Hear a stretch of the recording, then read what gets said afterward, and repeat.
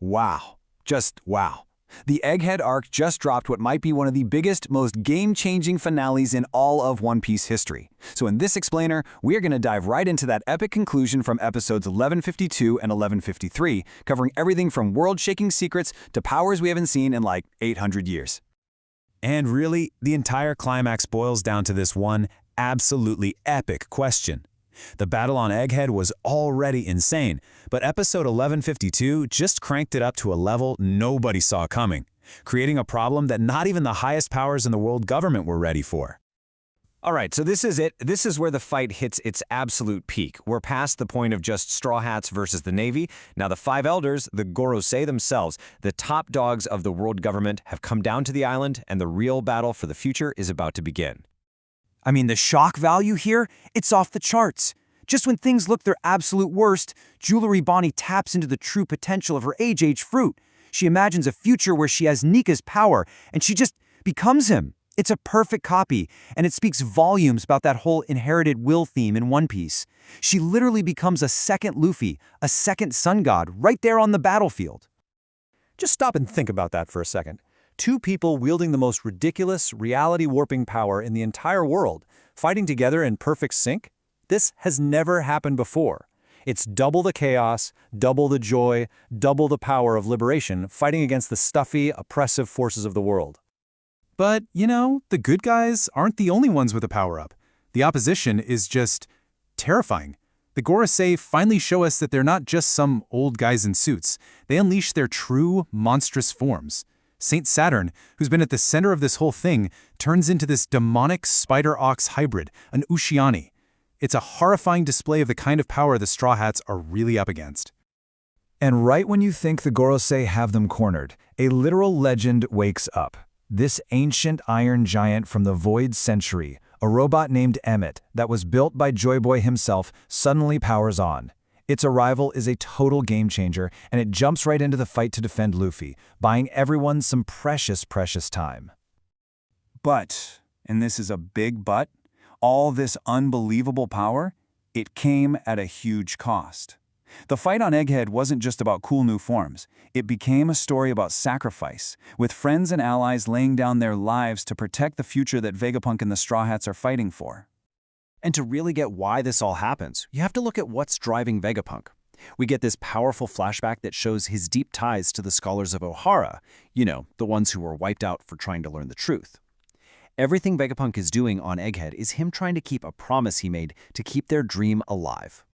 And you see just how deep that promise goes in a moment that is, well, it's just heartbreaking. When another of the Gorosei tries to destroy the Thousand Sunny, Atlas, one of Vegapunk's loyal satellites, makes the ultimate sacrifice. She blows herself up, creating this massive explosion just to save the ship and her friends. So all of this, it all builds to the real emotional heart of this entire fight. For Bonney, this was never just about survival. This was personal. This was about getting revenge for what the world government, and especially Saint Saturn, did to her family. This is where Bonney channels an entire lifetime of pain, of love, of everything into one single moment. She's thinking about her dad, Kuma, and her mom, Ginny, and all the suffering they went through at the hands of the celestial dragons. That inherited will, it just ignites her resolve and turns all that grief into unbelievable power. And then, boom, it happens. Perfectly in sync, just fueled by all that hope and anger and the burning desire for freedom, Luffy and Bonney unleash this combined final attack. The Nika Punch of Liberation, a fist the size of a giant, aimed right at the face of their #1 enemy, Saint Saturn. And the impact? Oh, it is so satisfying. One of the Gorosei, one of the highest authorities on the planet, gets absolutely decked. The punch sends him flying into the sea, his monster form completely shattered. It's just a massive win, not just physically, but for what it represents. But look, the fist fight on the ground, that was only half the battle. In the chaos right after Saturn's defeat, Dr. Vegapunk pulls the trigger on the last part of his grand plan, a move that's going to shake the world way more than any single punch ever could. So, using this system he had all set up beforehand, Vegapunk just hijacks every single communication snail on the planet.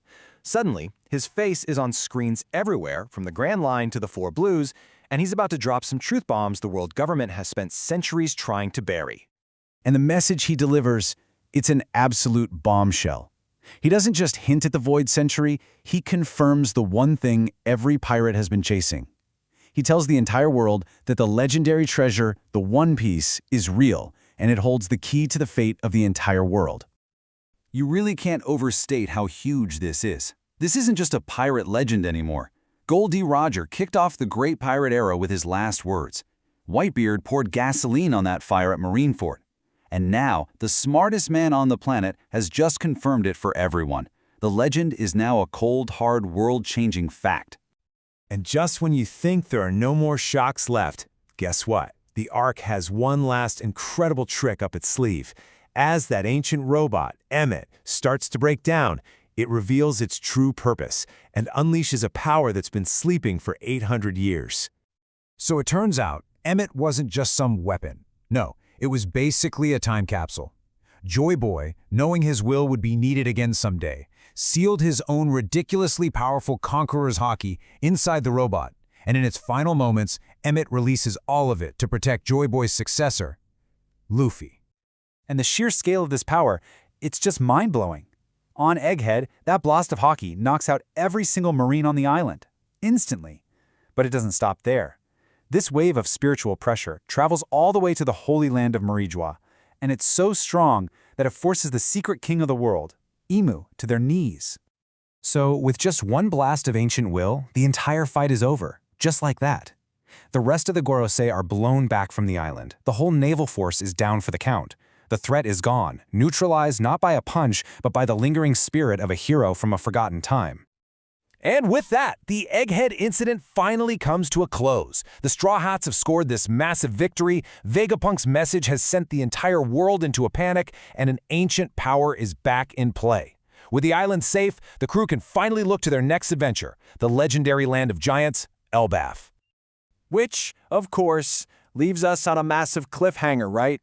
The very foundations of the world have just been cracked wide open. An ancient power is now guiding Luffy's path.